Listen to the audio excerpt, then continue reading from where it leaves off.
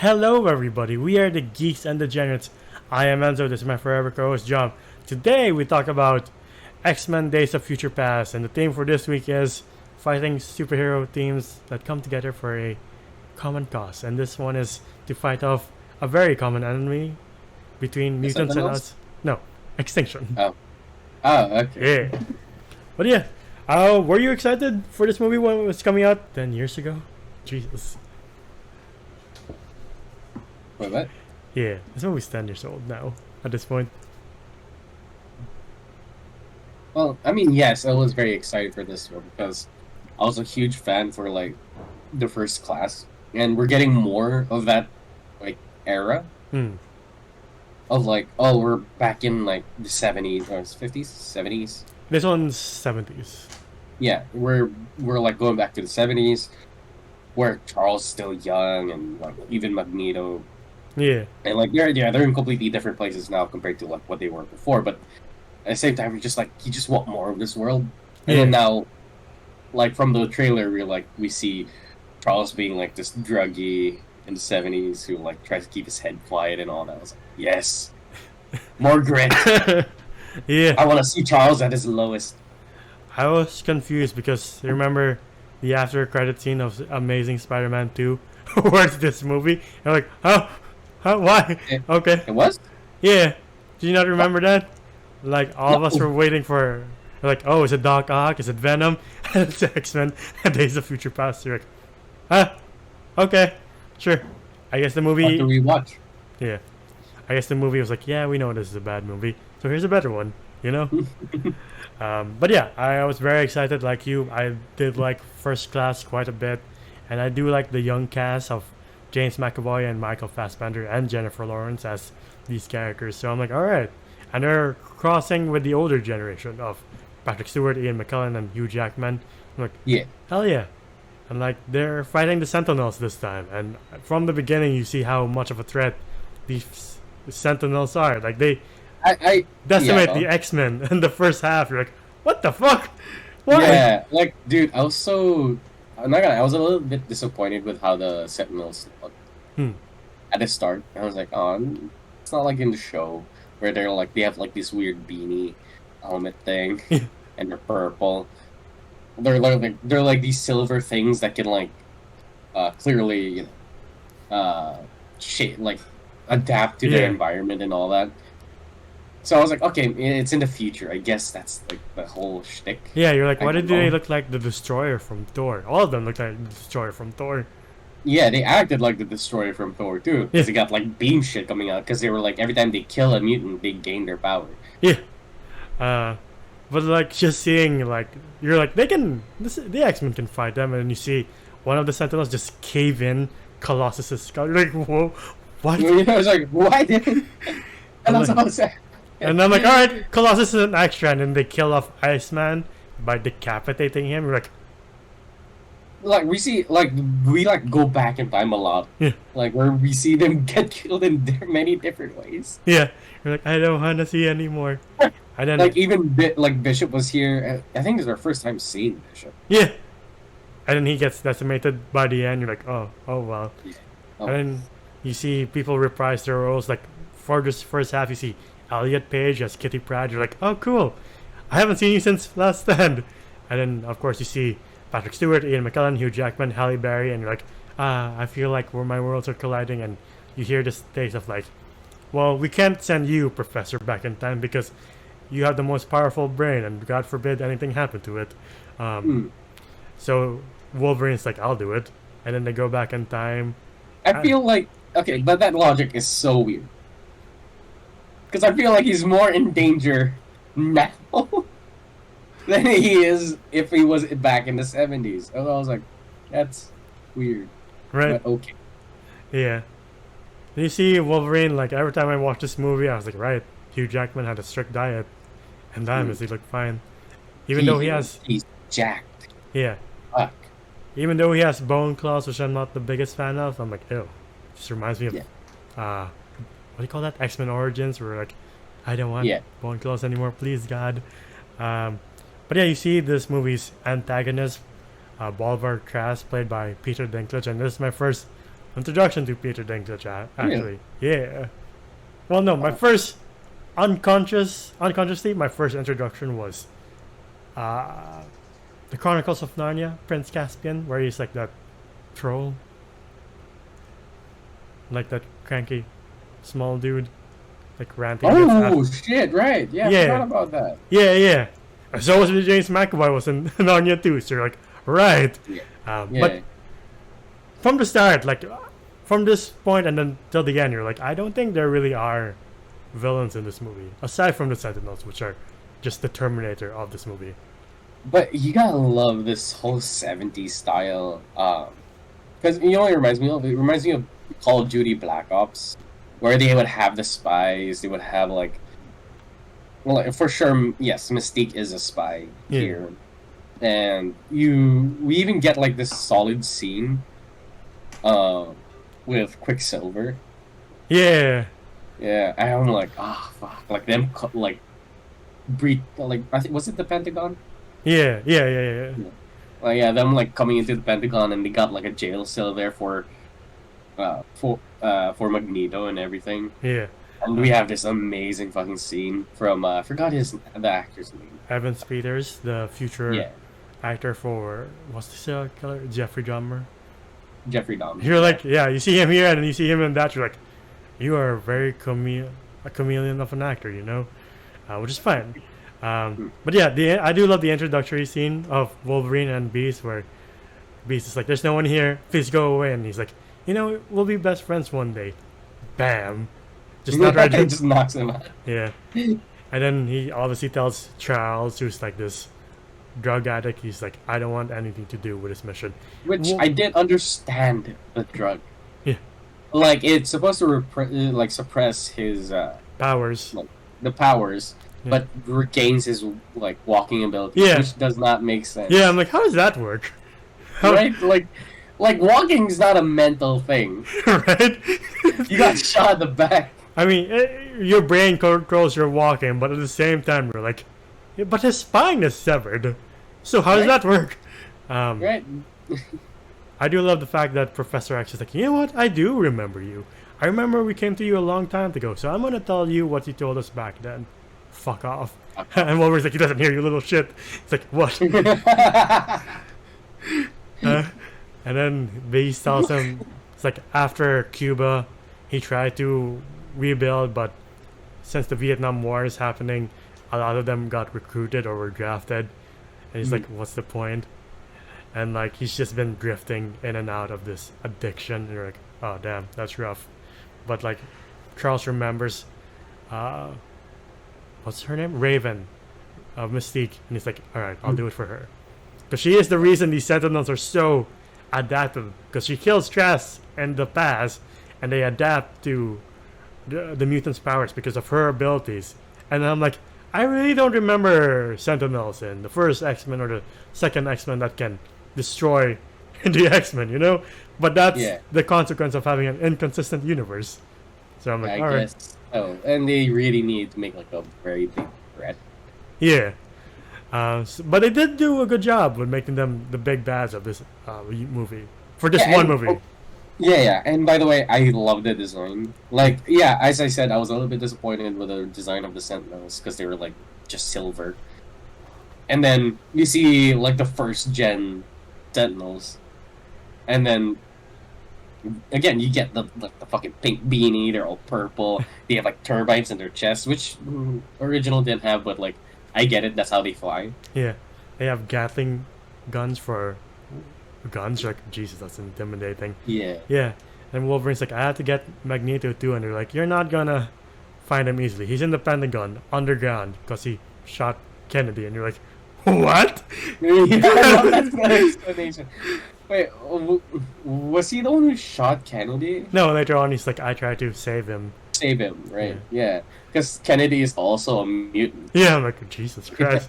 I like this blending of real life and mutant history. And then that's when they're like, we need someone fast, or like, we need to get someone's help, and that's where they find Quicksilver, but he's just Peter here. You're like, oh, okay, I get that, right. Yeah. And later on you see baby Wanda, you're like, that's Scarlet Witch. Right. Yeah. But wait, I I'm not a fan of like speedsters, just like going maybe like just a tad bit faster than us. You see like a trail behind them. Yeah. I like it that he's like at a blink of an eye, you'll miss him. Yeah. Kind of deal. Yeah. Like he legit like it will be like teleportation. Yeah. But in reality, he's just running really fast, which I really love. I love the scene after he breaks out Magneto. He's like, hold on. And then Magneto's like, what are you doing? It's like, I don't want you to get whiplash. What? I was like, whiplash. And after Magneto's like, oh, Jesus Christ. So, Yeah, and then he he almost throws up. Peter's like, you do metal, right? You can manipulate metal. My mom used to know a guy like that. And then Magneto's just like, he's just like, who's your mom again? And then after that we get Charles being like, look man, I don't want to cause any violence. And he sees Eric, he's like son of a bitch. And then we get the absolute badass scene of Quicksilver. I wonder if Zack Snyder saw this movie and was like, I'm gonna do that for the Flash too. Yeah. Except Barry Allen moves weird in my version for some reason. Yeah. I do love this fact that Quicksilver is having so much fun just messing with the cops that he fails to notice, like, oh, right, there are bullets heading for their faces. Oops. Yes. I love that scene. Again, like, it shows how cool it would be if he had the speedster's power. Yeah. Again, because to us, well, from majority of, like, like Justice League, we just see the Flash run really fast. Sure, we see him, like, pick up bullets and all that. Yeah. But not to this extent where he nudges a spoon to a guy's face. He like wedgies another dude, like launching up in the air. Yeah. It's a shame because like when they leave Peter, I was like, why are you leaving Peter? Can be your best asset. Why are you leaving him?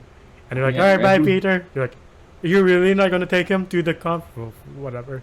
And then we see Mystique disguise herself as like a northern Vietnamese general because they're all celebrating the fact that they beat the U.S. in the Vietnam War, and like, all right. And the guy finds Jennifer Lawrence, like, oh, damn, you speak Vietnamese. Can you show me more? It's like, she takes off her clothes and she reveals who she is, and she's like, what? You don't like mutants? Fucking racist. and like we also get that scene where they're at like the conference. Yeah. And Peter Dinklage has a device where he's like, oh, this can detect mutants. Yeah. And it'll only work if there's a mutant in the room. Shut them up there. Yeah, the general's like, it's not me. And the other generals are like, what? Hey, yo. We've been fighting this war for how long and you told me this now? Secondly, Jesus Christ, you're a mutant. And then the rest find out it's a mistake. Yeah. And the rest come in and the beeper's going crazy because it's Magneto, Charles, and Wolverine. Peter Dinklage is like, Jesus Christ, there are mutants everywhere. What are we going to do? And then I love the scene where Stryker zaps Mystique and then Magneto's just like, no, you. And then Wolverine sees him, he's like, oh god, my pass. Why? Yeah. And like Mystique gets shot in the leg as she's trying to escape and everything. That's so terrifying. Like, even if Eric doesn't have a gun in his hand, he can still manipulate it to curve down whilst you're falling. You're like, what kind of power is that? That's crazy. Yeah, OP. I love that shit. No, that shit was so sick. It would shoot, and then you just see him go like this, and you just see the bunch. I'm like, what? And then it goes into like Mystique's leg. I was like, what the fuck? Like poor Mystique was supposed to land gracefully, but she just goes plack. Like, oh fuck, how are you not dead from that? And then Beast attacks Eric, and then Eric's trying to struggle, but he's like, all right, I just have to calm my mind. I was enjoying, that is a weird thing, because within this moment, we will be going back and forth with, like, Logan, like, coming back to reality and going back in time kind of deal. Yeah. But, like, I'm enjoying more of, like, the 70s than the apocalypse that's happening. Right.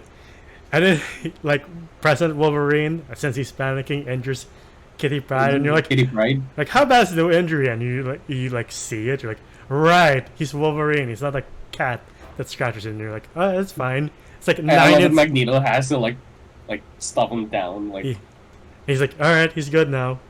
And then Wolverine comes through, he's like, well, that was unpleasant. Sorry guys, what did I miss? Though I do love the fact that when he's still lost, Charles is like, I'm Charles Xavier, then Beast just stands up and Wolverine's like, what the hell is that thing? And Beast is like, come on, man. Thought we went through this. Thought we were friends. Yeah. Excuse me. Fortunately, they have Raven's blood now, so they can... they have partially Raven's blood. So they can get the Sentinels to kind of do what they do in the future.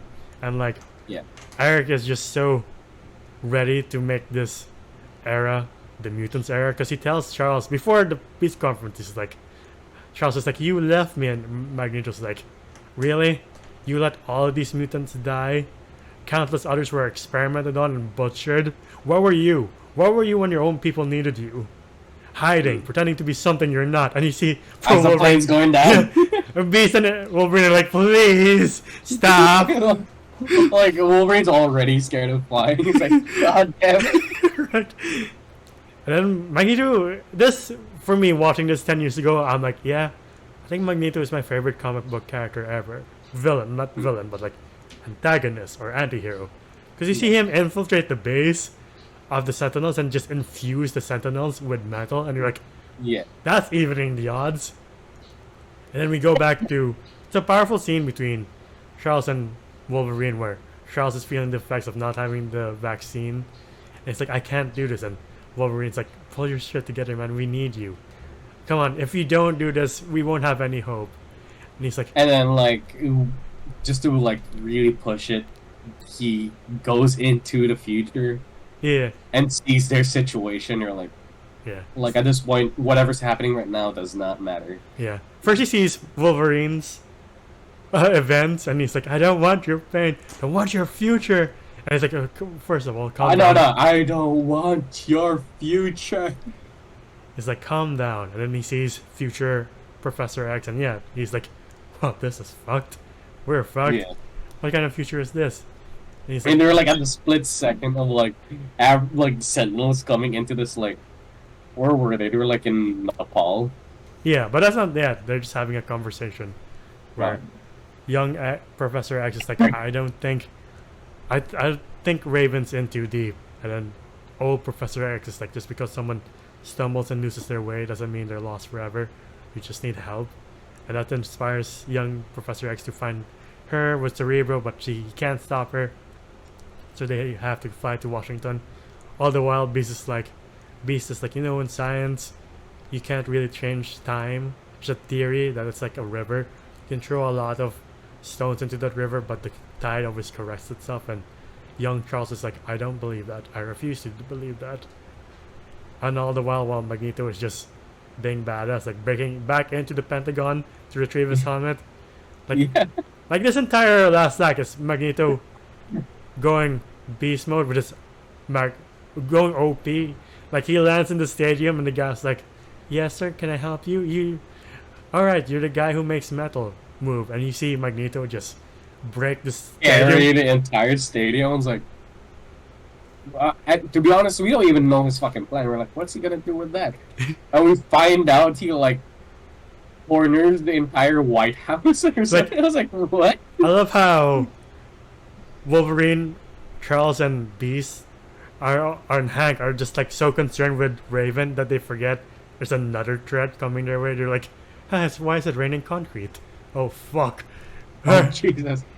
Love the And stuff. like, yeah, like, again, as much as they could, Magneto's a little too OP. He Yeah. like stabs Wolverine with like rebarb and all that and sends him into like the That- Hudson River. That's so fucked. I'm like, you just I was killed the like- main character.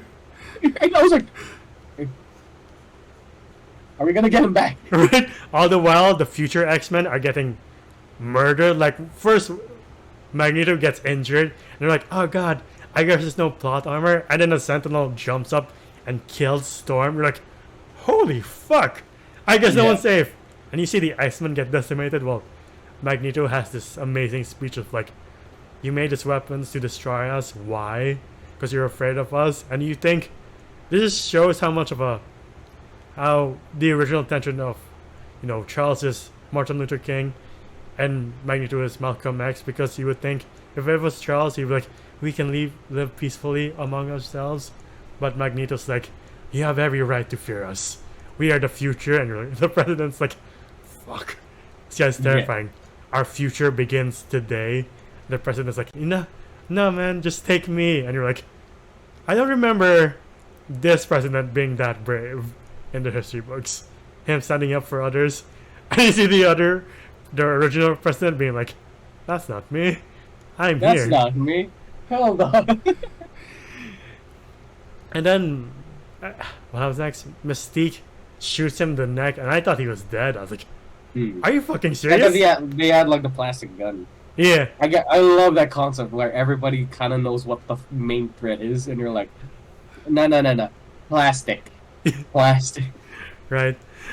And then, like, everything is coming to a head. Like, the future X-Men are about to get blasted, and I love the fact that this whole last action scene isn't filled with a fight scene. It's just Charles being like, we have to be the better man. We have to do better than resort to our impulses. Please, Mystique, make a better future for us. Unlike other comic book movies, like someone would have a fight. Here it's just Charles reasoning with Mystique, and you're like, yeah, he was like, I choose diplomacy, you know, kind of deal, which I like because it's in character with Charles. Yeah. That is always the deal with Charles, is that it's always diplomacy first. Yeah. And then Mystique doesn't pull through with killing Trask, and then Wolverine wakes up in the future where you get more of the OG cast. Like, I forgot the Kelsey Grammer as Beast again. You're like, holy fuck, I haven't seen you since Last Stand. And Kitty and Colossus and original Jean and Cyclops. And I like how Wolverine's like, Jean, it's you. And then Cyclops is like, whoa, buddy. It's like, hold up, that's my girlfriend.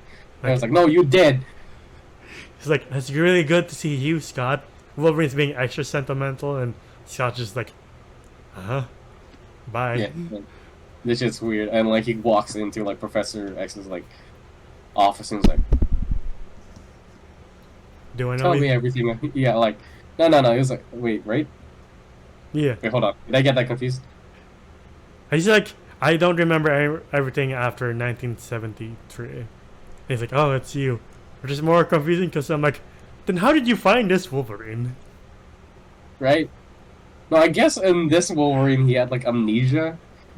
And then suddenly it just kicks in. Because like, right, we see a scene where Stryker like fishes him out of like the Hudson River. Yeah. Again, might not be the Hudson River. I don't know. I don't know my geography when it comes to Washington. But yeah, like, but it turns out to be Mystique, and you're like, I'm confused. So does he never get? I am also confused. I'm like, what is going on? Because in the next movie, he's Weapon X, and you're like, so is Mystique just a horrible person? I don't get that scene either. Like, it was so good until we got that scene. I was like, what? Yeah.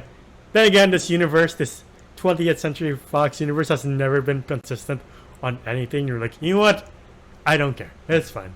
Yeah, but the movie was so good though. Like, it's not bad. It's like a spy espionage / Terminator-esque stop the future kind of deal. Well, and what? I was like, speaking of the future, we get the post-credit scene, which made me lose my fucking mind the first time I saw this. I'm like, oh my god, it's Apocalypse. What the fuck? Yeah. Where it's like Oscar Isaac, straight up color blue. Yeah. And it's like, oh no, it's not Oscar Isaac. It was just a character that was color blue. Yeah. And then you're like, I wonder how the next movie's going to go down. But the next, spoiler alert, the next movie's not the best. But Oscar Isaac is good in it, I would say. Yeah. If he was just better written, I would say it would be a great Apocalypse. But that's neither here or there. But yeah, I do agree with you. Like, when you think about it, you're like, so if Mystique never got Wolverine, does it mean he'll be Weapon X? But she knows what he's going to become, so is he just a dick?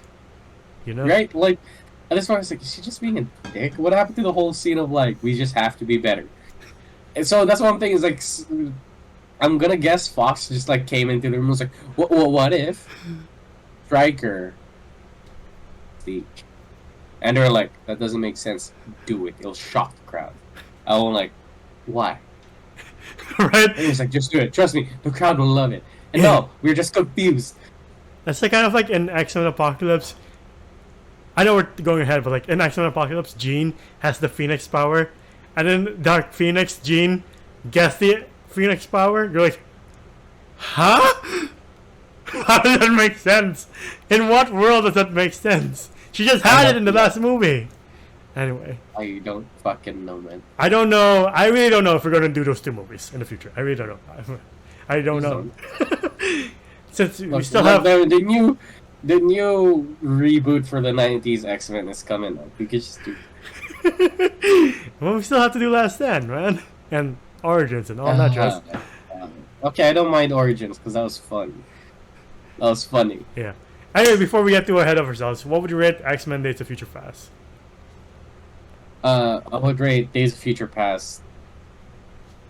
I'll rate it a 7 out of 10. Like, it was such a good, in my opinion, it's such a good movie. And it was like, first class in Days of Future Past. Was like, oh, maybe X-Men's doing a great job. And I love this. We're not in that time period, you know, like, we're not in the modern time period. Yeah. We're in the 70s, 60s, where X-Men just starting out. They're very fresh, and we're seeing these new, which gives us a very good excuse for having exposition and like origin stories for certain X-Men characters, because there's a lot, and I like that, and I really did. But then it just went downhill as soon as like Apocalypse came around, and then boom, Dark Phoenix, and we're like, that's stupid. Yeah. I didn't even watch Dark Phoenix. I did, unfortunately, out of curiosity. Oh, fuck. But yeah, anyway, like, just to finish my thoughts, this shit was good. I love the dialogue between Charles and Magneto. Magneto. And that's all I gotta say. It's like, yes, Sir Ian McKellen and Sir Patrick Stewart, their younger selves is Michael Fassbender and James McAvoy. Like, this is them, and I love that, and I love the back and forth, especially with themselves. Where, yeah, James McAvoy goes into the future just to talk with his older self. Yeah, knowing the greater good, like, and all that shit. I was like, oh, dialogue is just. Yeah. So yeah, I'll give it a 7. Yeah, I was give it a 7 out of 10. There's just a little bit of inconsistencies, and the fact that it leads up to a certain kind of dead franchise, I would say. Yeah. I will give this an 8 out of 10. I think this is like top 3 in terms of X-Men movies. Like, it's this, X2, and then Logan, which are like top tier for me. For me, it's Logan top 1, First Class top 2, and then I guess it's okay. But yeah, I really do like the characters, and the action's pretty good. The story is pretty compelling. Again, it's beings trying to fight against extinction, and you're like, that is the ultimate threat of any species. And like, they just come together to fight that common enemy, or at least stay away from it for a while. And like, yeah, I don't think there really is any villains in this movie. It's just people trying to be like, look, I'm trying to do my best for my own species, and like, I just want our species to survive. There's nothing wrong with that. Even Trask is like, he was asked like, do you hate the mutants? He's like, no, I quite admire them, actually. Because again, we're fighting against extinction, but us humans, I kind of want our species not to be enslaved by them, if that's the case, because we've seen how powerful they can be and dangerous they can be. And you're like, that's a valid thing. But yeah, again, one of the top tier 20th Century Fox X-Men, which is saying a lot, actually. Like, they always have like a good start, good middle, and then somewhere along the way they just lose all focus and quality. You're like, why? Was there another movie after? No, after Dark Phoenix's New Mutants, which again, it's like, oh, that's okay. Right, yeah, that weird horror-esque good movie. Good concept, bad execution. But yeah, that's been our video for X-Men Days of Future Past. What's your favorite X-Men movie? I know I've asked this before, but for the sake of consistency, unlike this universe, let's answer that question for the audience watching. Logan. Okay. Me too. But yeah, if you like our videos, please leave them a like, subscribe, and ding the bell icon to get notified of when we upload next. We're also on Spotify and TikTok. TikTok to see our best and funniest moments and our reaction to trailers, and Spotify to hear us on the go. Individually, I'm Enswolf on Letterboxd and Jodas Voices on TikTok. Where can they find you? Oh, you can find me at JohnGM_ on Instagram. It is my right account. And until the next time, we'll see you then. Bye, everybody. Ciao.